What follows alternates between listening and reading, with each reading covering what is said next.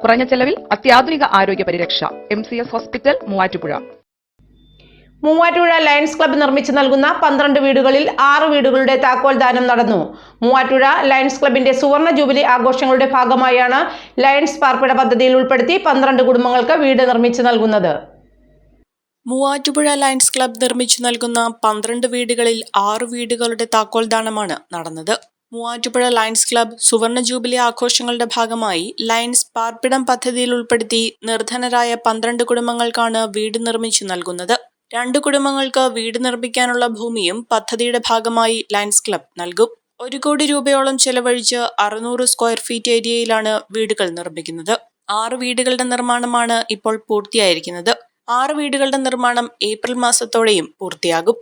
വീടുകളുടെ താക്കോൽ ദാനം lions district governor doctor Beena Ravikumar നിർവഹിച്ചു. Muvattupuzha lions club president AR Balachandran ചടങ്ങിൽ അധ്യക്ഷത വഹിച്ചു. Doctor Binoy Mathai, Peter Sebastian, Jayesh VS, George Saju, Sijo Jacob, Jose Varkey Kakkanad, Jom Jose, NM Varghese, PG Sunilkumar, Rajesh Mathew, Jagan James, VP Suresh തുടങ്ങിയവർ പങ്കെടുത്തു. കാഴ്ചയുടെ മഹാത്ഭുതമൊരുക്കി പെരുമ്പാവൂരിനെ ആഘോഷസാന്ദ്രമാക്കുന്നു marine expo tunnel aquarium exhibition. ഫെബ്രുവരി 9 മുതൽ പെരുമ്പാവൂർ പാലക്കാട്ടുതാഴം മൈതാനിയിൽ.